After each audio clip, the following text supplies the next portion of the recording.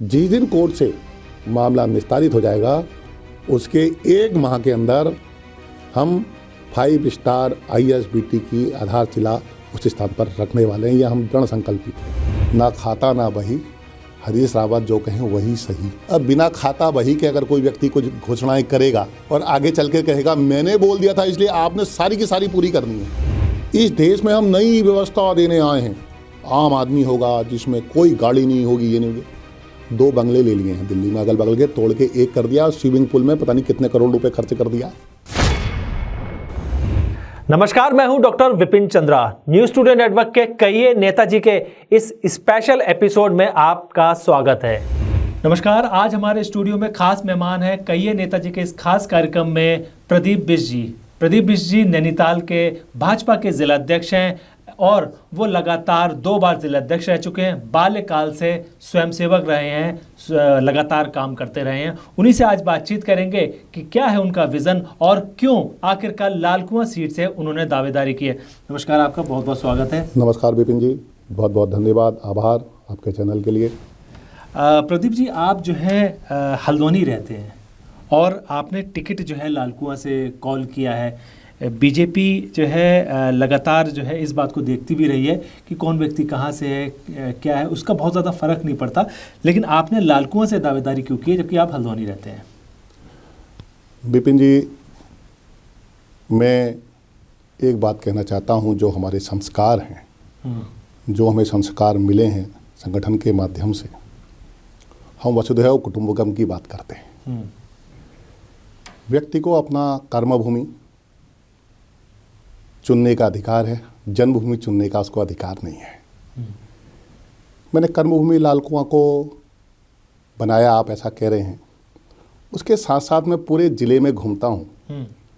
बेताल घाट से लेकर मालधन, चोरगलिया से लेकर मंगोली तक।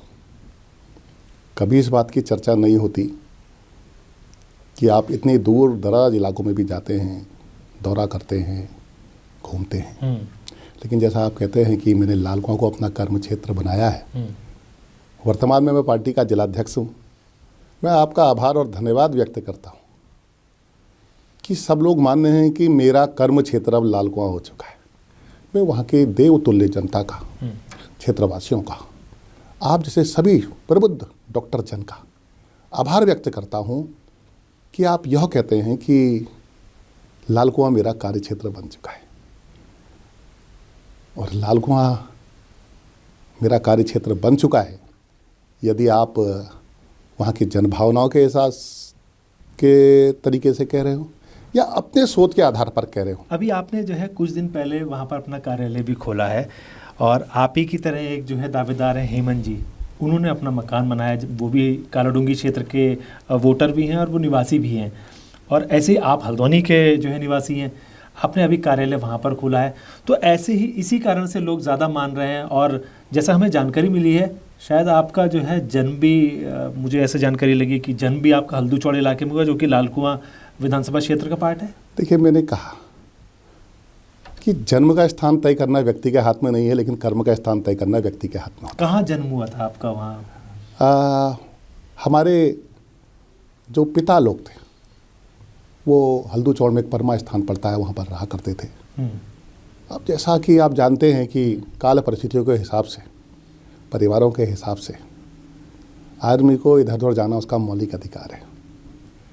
खैर, मैं उस बात को भी बहुत ज़्यादा इंगित इसलिए नहीं करता हूँ। मैंने कहा अयम निजो परवेति गणना लघुचेष्टाम उदार चरिता नाम वसुधैव कुटुंबकम। ये हमारे शास्त्र हमें सिखाते हैं। ये हमने जिस संगठन से सीखा है वो संगठन हमें सिखाता है कि मेरा और तेरा की तो कोई बात ही नहीं, सेवा की बात है। समाज की सेवा करनी है। समाज की सेवा करने के लिए दर्जनों लोग, इस उत्तराखंड की 1-2 की बात नहीं करता, दर्जनों विधायक अलग अलग स्थानों पर जाके सेवा कर रहे हैं और जनता ने भी उनकी सेवा पर अपनी मोहर लगाई है। मैं नामों में नहीं पढ़ना चाहूँगा। आपके सामने इस ज़िले में, इस कुमाऊं में, इस प्रदेश में, इस देश में अनेकों ऐसे उदाहरण होंगे। लेकिन जिस प्रकार का मेरा संबंध रहा है, मैंने तो अभी कहा है कि मैंने तो अभी कोई घोषणा ही नहीं करी है मैं किस क्षेत्र से चुनाव लड़ूंगा। नहीं, आपने जिस समय आप जिलाध्यक्ष, आपको तो बहुत बड़ा टर्म मिला है, लगभग 7 साल में आप जिलाध्यक्ष अब तक हो चुके होंगे। और आपने खुद जो है पिछली बार जब पैनल था तो आपने नवीन दुमका जी का नाम भेजा था और वर्तमान में वो विधायक हैं। जी हाँ, हमारे बहुत अच्छे कर्मठ विधायक हैं, बहुत योग्य विधायक हैं और अच्छा काम करने वाले विधायक हैं। सरल हैं, सहज हैं, हंसमुख हैं, सब सर्वगुण विधायक हैं। मैंने कहा ना, मैं पार्टी ने वर्तमान में मुझे जिलाध्यक्ष की भूमिका दी है और मैं उस भूमिका का निर्वहन कर रहा हूँ। मेरा कर्तव्य बनता है कि मैं इस जिले की 6 सीटें जिता कर लाऊँ। मैं उसके लिए प्रयास कर रहा हूँ। मैं 24 तारीख को रामनगर था, तो मैं 27 तारीख को बितालघाट था, फिर मैं भीमताल गया, हल्द्वानी में कार्यक्रम करवाए, लालकुआं में विजय संकल्प यात्रा निकलवाई। और आप लोगों के प्रेम के कारण, जनता के प्रेम के कारण, और विजय संकल्प यात्रा हो, मोदी जी का कार्यक्रम हो, सब अभूतपूर्व हो रहा है। मैं बात इसलिए कह रहा हूँ, कई बार ऐसा होता है कि मैं पार्टी की जिस भूमिका में हूँ, वर्तमान में उस भूमिका में हूँ। पार्टी हाईकमान का निर्णय है कि किस व्यक्ति को किस भूमिका में रखना है। अगर पार्टी हाईकमान चाहेगा कि मुझे उस भूमिका में जाना है तो मैं उस भूमिका में भी जाने के लिए तैयार हूँ। पार्टी का अगर हाईकमान मुझे कहेगा कि बूथ के अध्यक्ष के रूप में प्रदीप तुमने काम करना है, तो हम स्वयं सेवक हैं, हम भाजपा के कार्यकर्ता हैं, हम उस भूमिका में काम करने के लिए हमेशा तत्पर रहे हैं और पहले भी करा है, आगे भी करते रहेंगे, आजीवन इसी क्रम को चलाते रहेंगे। जब आप जो है पूरे ज़िले की समस्याओं से भी वाकिफ़ हैं, तमाम क्षेत्र में आते जाते रहते हैं, लालकुआं में किस तरीके की समस्या है जो कि चूँकि आप जो है जब कर्म क्षेत्र आपने वहाँ सिलेक्शन आपने कर ही लिया है, क्या है समस्या वहाँ पर जो लगातार जिनका आप समाधान का आप विज़न लेके पब्लिक के बीच में जा रहे हैं? देखिए, विकास एक ऐसी प्रक्रिया है जो निरंतर चलने वाली है। मैं कह सकता हूँ देश के यशस्वी प्रधानमंत्री और विश्व के नंबर 1 नेता आदरणीय मोदी जी ने जिस प्रकार 7 सालों में देश को पटरी पर लाने का काम किया, लाने का ही काम नहीं किया, तेज से दौड़ाने का काम किया, लेकिन उसके बाद भी हमें और आवश्यकताएं महसूस होती हैं, और आवश्यकताएं महसूस होती हैं। लालकुआं में अगर अभी बात करें, मैं उसी बात पर आ रहा हूँ।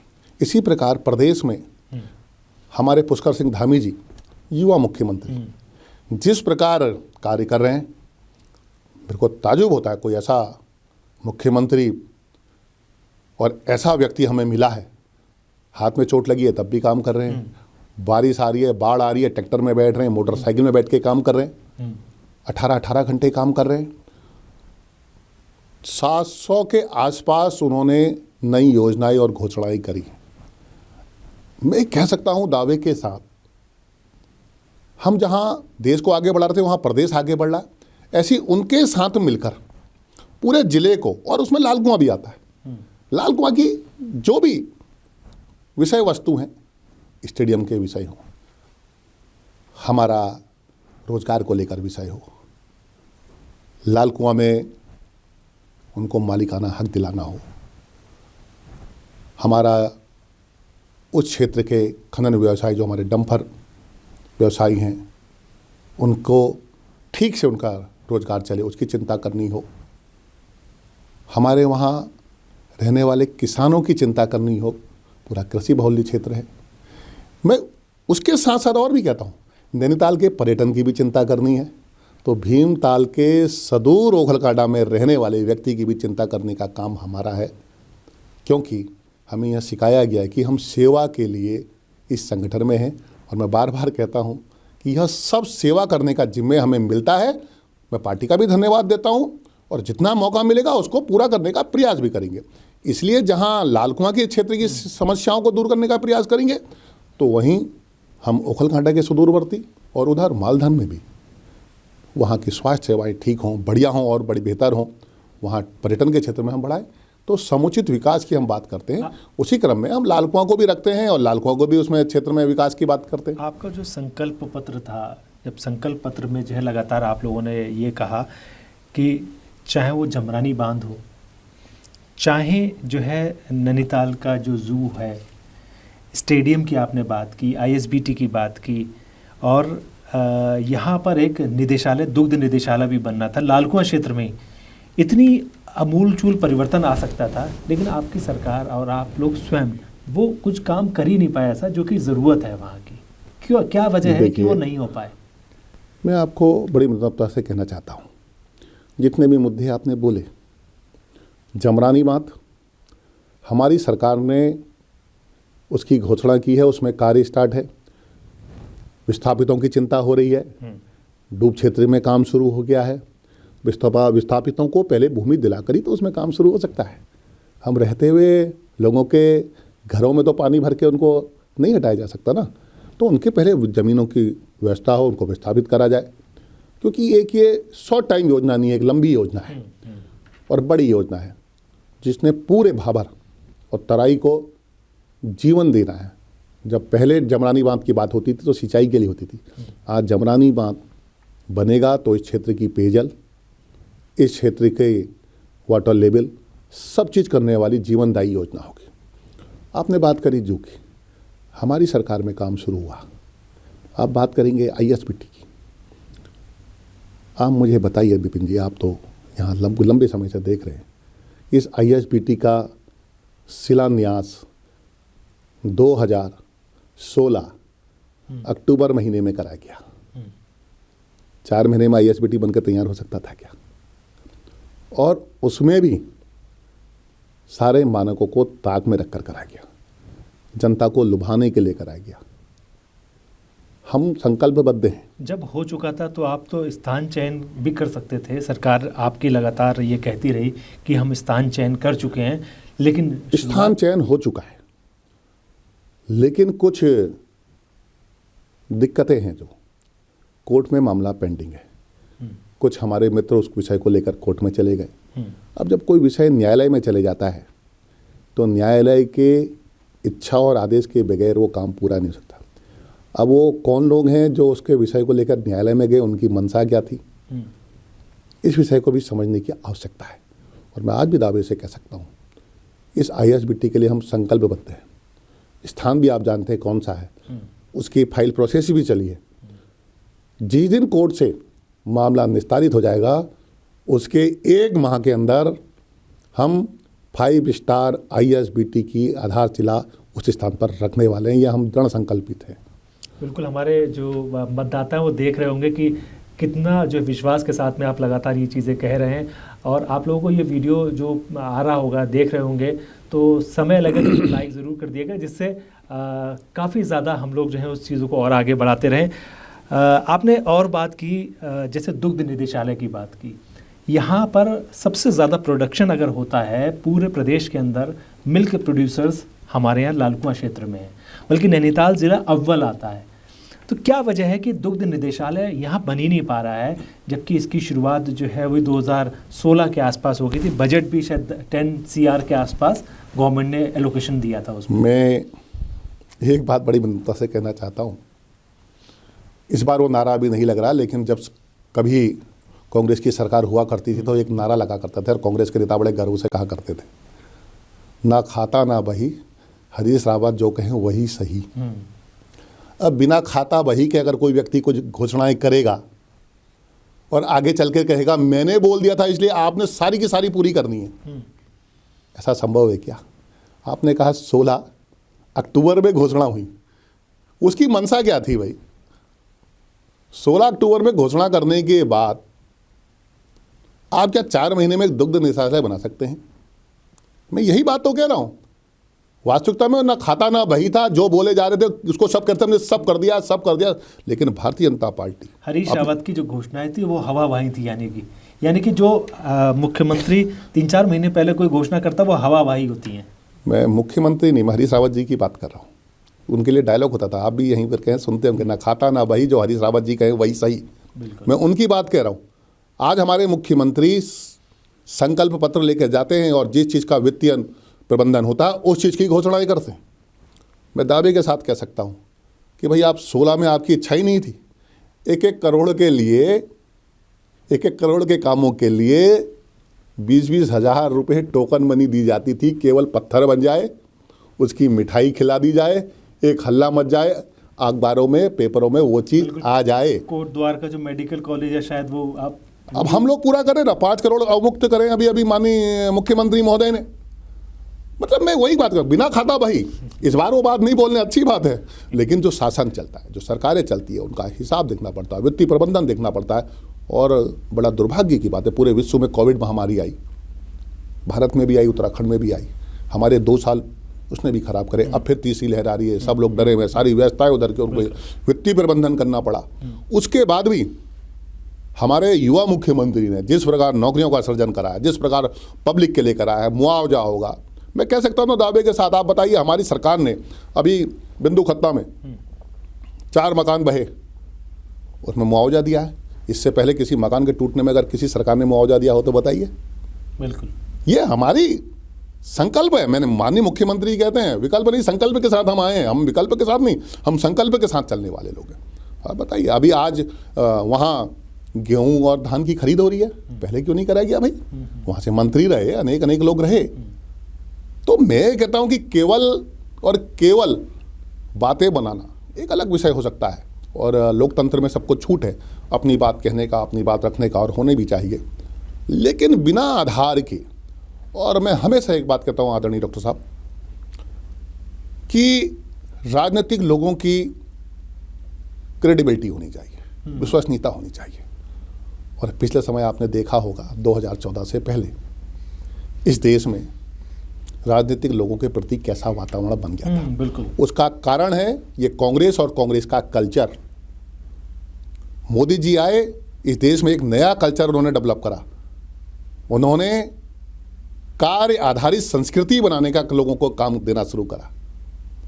नहीं तो आपने देखा होगा नेता की बात पर कोई विश्वास करता है। आज मोदी जी जब देश में बोलते हैं सब्सिडी छोड़ो, तो हजारों नहीं, लाखों नहीं, करोड़ों लोग अपनी सब्सिडी छोड़ देते हैं भाई। वो कहते हैं, और उसका उपयोग उन्हें पता है ये व्यक्ति उपयोग करने वाला है सब्सिडी छोड़ने का, और वो आपके सामने उज्ज्वला के रूप में गया ही। प्रदीप जी, अभी जो है अगर हम लाल कुआं क्षेत्र में एकमात्र अगर इंडस्ट्री है तो वो है सेंचुरी पेपर मिल।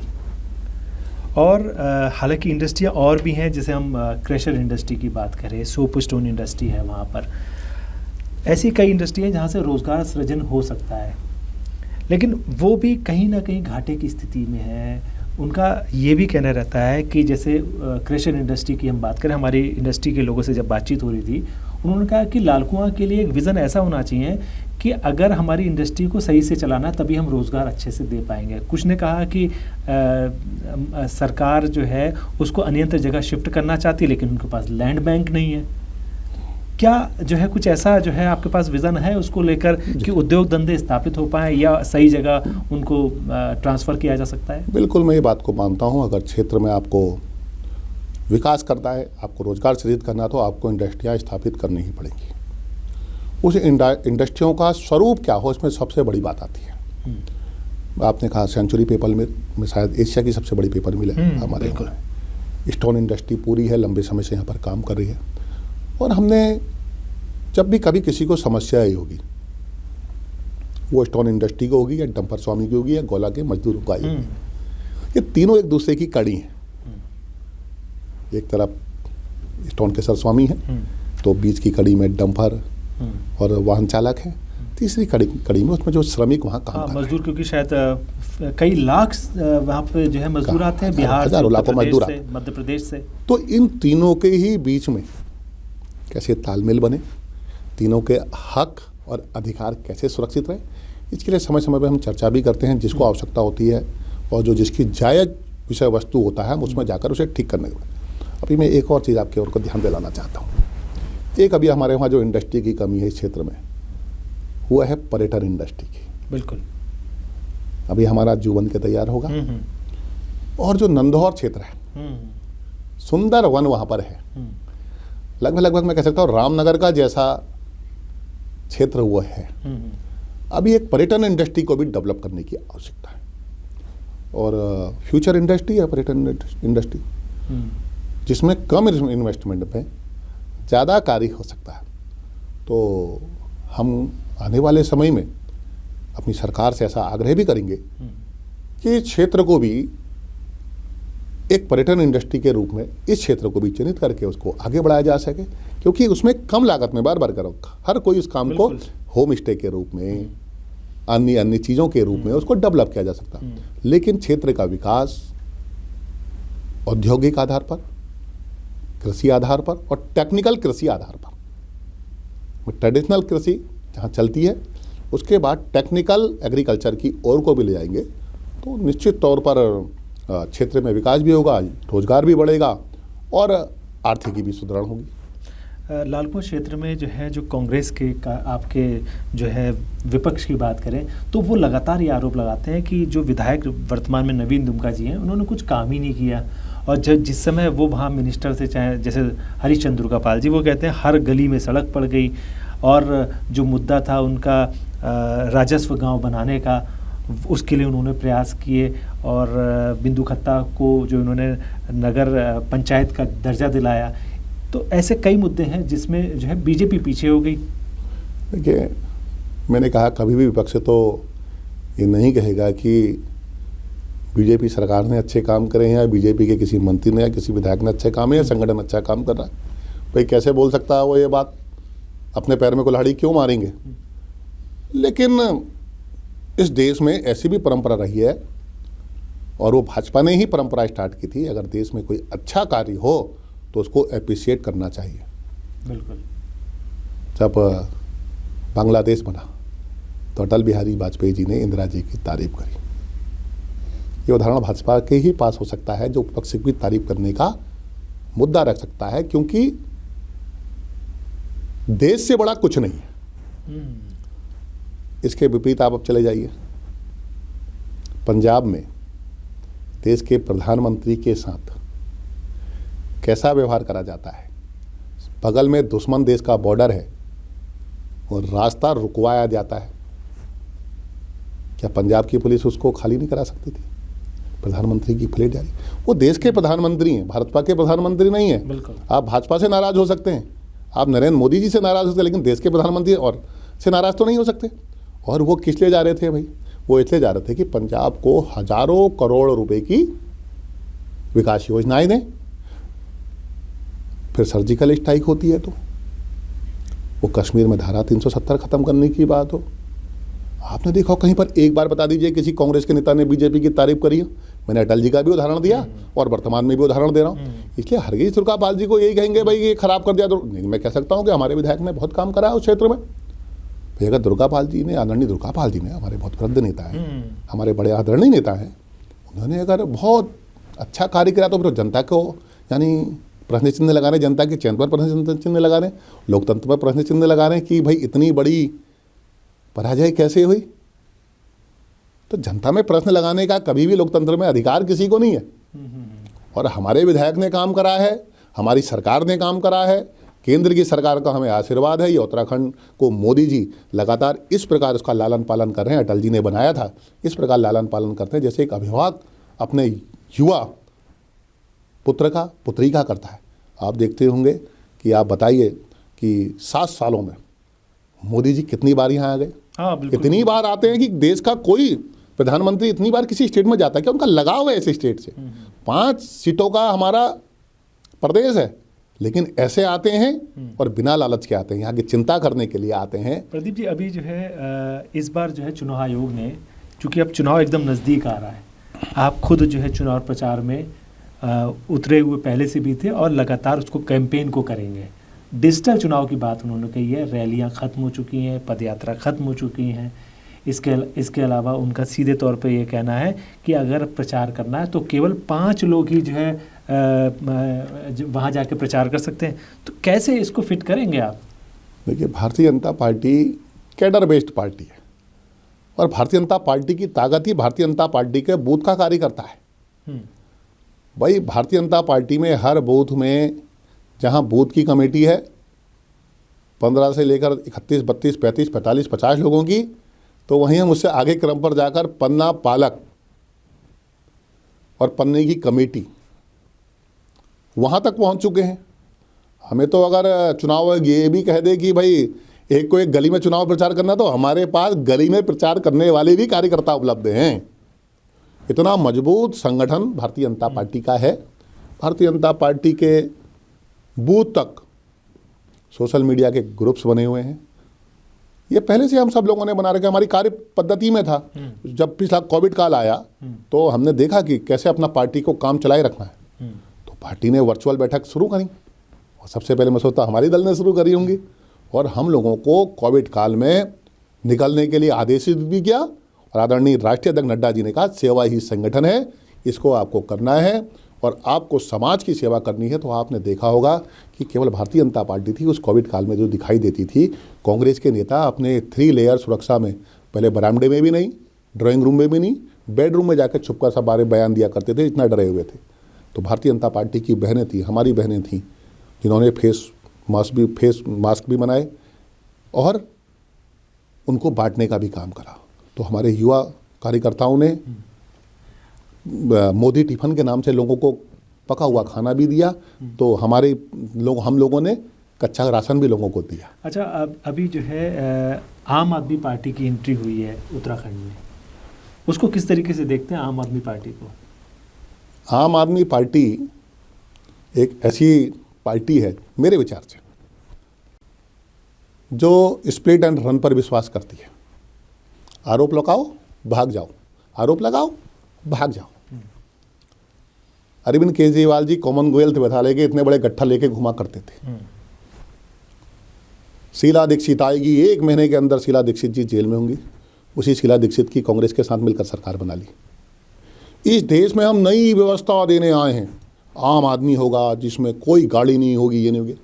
2 बंगले ले लिए हैं दिल्ली में अगल बगल के, तोड़ के 1 कर दिया। स्विमिंग पूल में पता नहीं कितने करोड़ रुपए खर्च कर दिया। लालू यादव जी, देवेगौड़ा, ऐसे नेता जिनमें कोर्ट में भ्रष्टाचार के मुकदमे चल रहे हैं, उनके गलों में हाथ डाल के आपने भी फोटो देखे होंगे और हमने भी देखे होंगे। तो केजरीवाल जी की जो पार्टी है वो इस प्रकार की पार्टी है, लेकिन एक चीज़ में उनको मास्टरी हासिल है, आरोप लगाने पर, घोषणा करने पर। दिल्ली में जब कोविड चल रहा था, हमारे उत्तराखंड ने कभी कहा क्या कोई हम केवल उत्तराखंड के लोगों का इलाज करेंगे? जो आया हमने उन लोगों का इलाज करा। दिल्ली के मुख्यमंत्री जी ने क्या कहा? पहले दिन कहा हम लोग तैयार हैं, 5 लाख लोगों के लिए तैयार हैं। फिर क्या बोला? हम दिल्ली से बाहर के लोगों का इलाज नहीं करेंगे। क्या देश ऐसे चलता है? दिल्ली, हरियाणा, यूपी, उत्तराखंड बांट कर चलता है? इलाज का अधिकार सबको है। वो तो कहते हैं 5 लाख लोगों को इलाज के लिए तैयार हैं। वो कहते हैं जी हमने हमारे स्कूलों का मॉडल देखिए। मैं आपको दावे के साथ कहता हूं कि 9वीं कक्षा से 1 लाख बच्चा दिल्ली में स्कूल छोड़ता है। 28% स्कूलों में प्रिंसिपल नहीं है। अपने किसी मित्र को रंगाई पुताई का ठेका देने के लिए अगर उन्होंने बाहर से पुताई करवा दी होगी, विद्यालय बाहर की सोच से नहीं, इंटरनल मजबूती से चलते हैं। जब वो दिल्ली जैसे क्षेत्र में स्कूल नहीं चला पा रहे तो उत्तराखंड में बातें करते हैं। अरे भाई, उत्तराखंड की बिजली हम फ्री देंगे, वो कौन होते हैं फ्री देने वाले? बिजली तो हमारे में उत्पादन होता है, हम लोग बाहर वालों को बिजली दे रहे हैं, हम लोग पानी बाहर वालों को दे रहे हैं। फ्री नहीं दे पा रहे हैं ना बिजली। उन्होंने 300 यूनिट बिजली मुफ्त की आप दिल्ली में जाइए, उन्होंने कहा पानी मुक्त होगा, पानी से मैं बिल्कुल मुक्त कर दिया। मैंने देखा टैंकरों में 50-100 पाइप लेके लोग चढ़ते हुए टैंकरों में चढ़ जा रहे हैं। अभी लोग चैनलों के माध्यम से दिखाते हैं। तो पानी पहुंचा दिया क्या? बेरोजगारी दूर होगी भाई, बेरोजगारी दिल्ली में सबकी दूर हो गई क्या? तो वो एक मात्र ऐसी पार्टी है जो बिल्कुल ही बातों पर ढपोल संघ है, दिखता है बचता नहीं है। और दिल्ली में जो उनके ये मोहल्ला क्लिनिक है, देखिए ज़रा जाके। सर, मैं आपसे आग्रह करना चाहता हूँ, कभी आप दिल्ली जाएं तो आपका कैमरा रहना चाहिए। और अगर उन दिल्ली के मोहल्ला क्लिनिकों की आप देखेंगे तो उसमें बड़े पशु आराम से विचरण कर रहे हैं और सब केजरीवाल जी को धन्यवाद दे रहे हैं। और धन्यवाद उनके कार्यकर्ता दे रहे हैं जिनके महीने का किराया जा रहा है। 2 ही लोग धन्यवाद दे रहे हैं, वो पशु धन्यवाद दे रहे हैं और वो व्यक्ति धन्यवाद दे रहा है जिसका किराया जा रहा है। जब दिल्ली में उन्होंने जब उन मोहल्ला क्लिनिक का क्या करेंगे, जब हाथ खड़े कर लिए थे कोविड के समय पर, दिल्ली के प्रवासियों को, दिल्ली के अंदर रहने वाले लोगों को किस प्रकार भ्रम फैला के ISBT में भेज दिया गया था। आप और हमें, हमारे भाई और आपके भाई लोग कितना परेशान हुए थे। हम जानते हैं कैसी तरीके से उत्तराखंड सरकार ने व्यवस्था बना के अपने लोगों को बुलाया था।